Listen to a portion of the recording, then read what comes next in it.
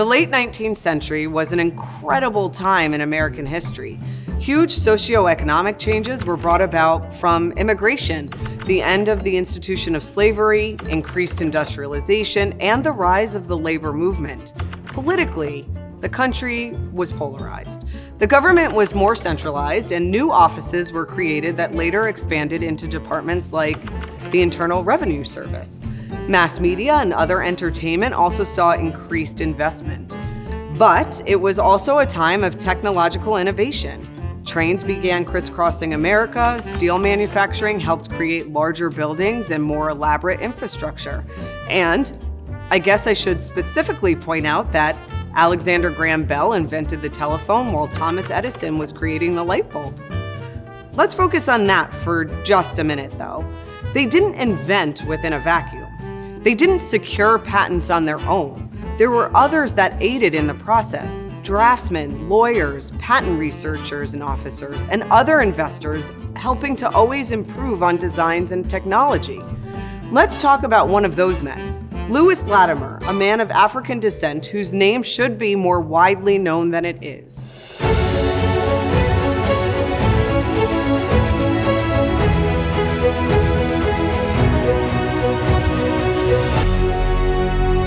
I'm Dr. Daryn Reyman-Lock, and welcome to Curious People Wanted. In celebration of Black History Month, I wanted to take the opportunity to highlight the genius of Lewis Latimer, who was, in every sense of the word, a Renaissance man.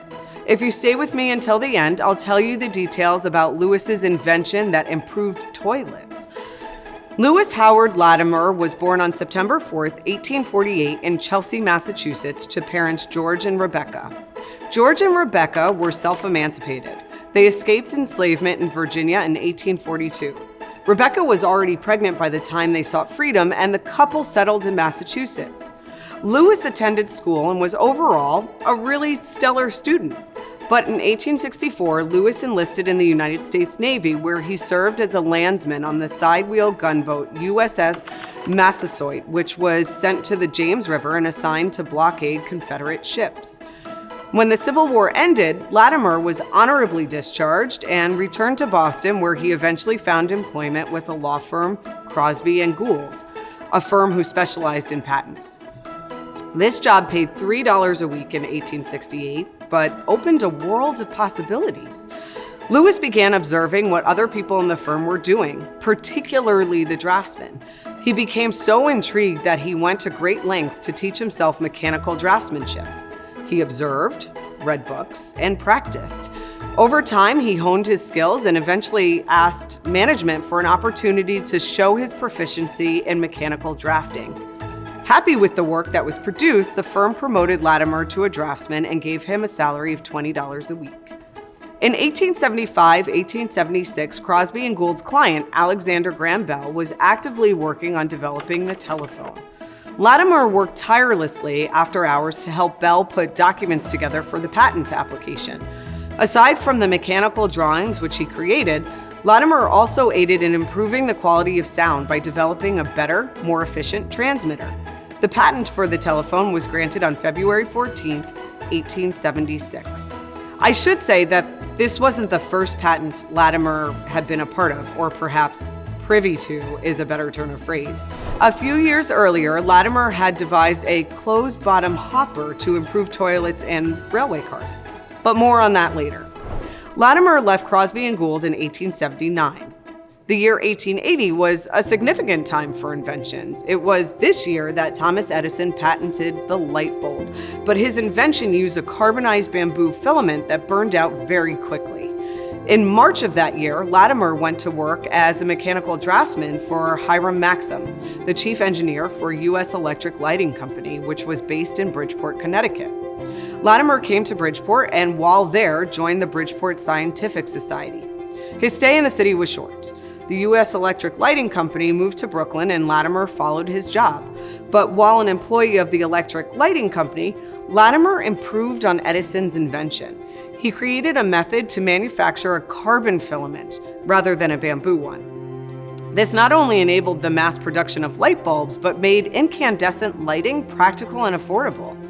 This filament was patented in 1882, the same year that Edison introduced the Central Station Utility Plant, which was capable of bringing electricity to customers within a defined geographic area, resulting in the huge growth of the electric light industry.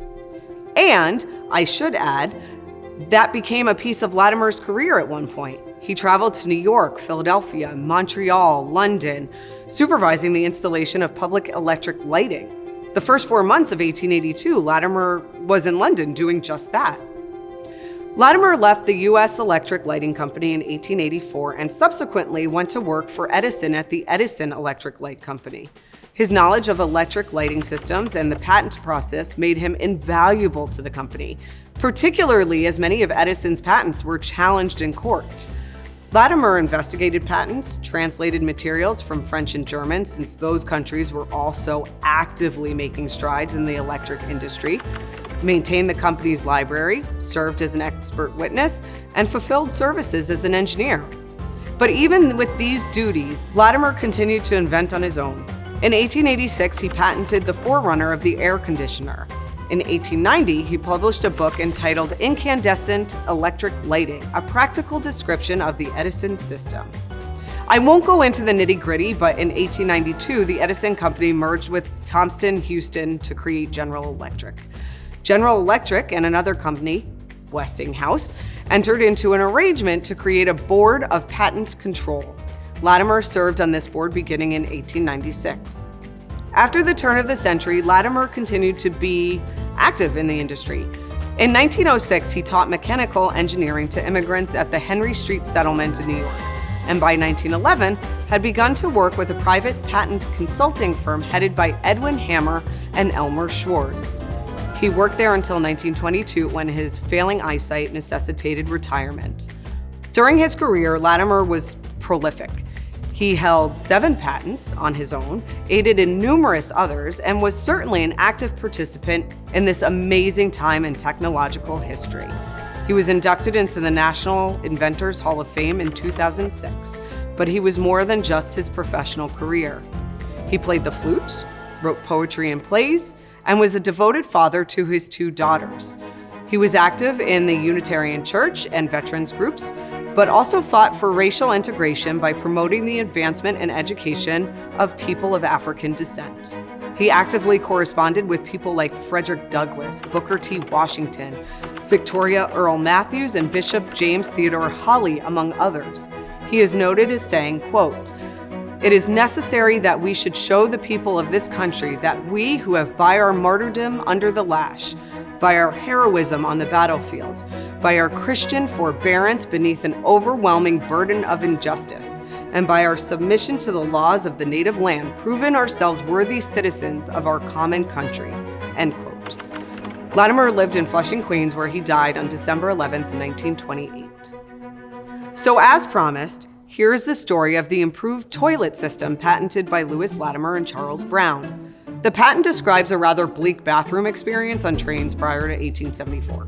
It says that the toilet, quote, "is neither agreeable to use nor wholly safe, the draft through the hopper being always excessive, while the annoyance from dust, cinders, and other matter thrown up from the track is so great as to forbid or discourage the use of the apparatus except under extreme circumstances," end quote. Latimer and Brown's invention changed this. When the lid was opened, the bottom of the toilet would pivot, closing the bottom of the system so debris, objects, really whatever was on the track, wouldn't fly into the bathroom via the toilet when in use. In 1874, this invention, called the water closet for railroad cars, received U.S. patent 147,363. Please like and share this video, subscribe to our channel, and feel free to comment if there's a topic you'd like me to explore more. But most importantly, remember to stay curious.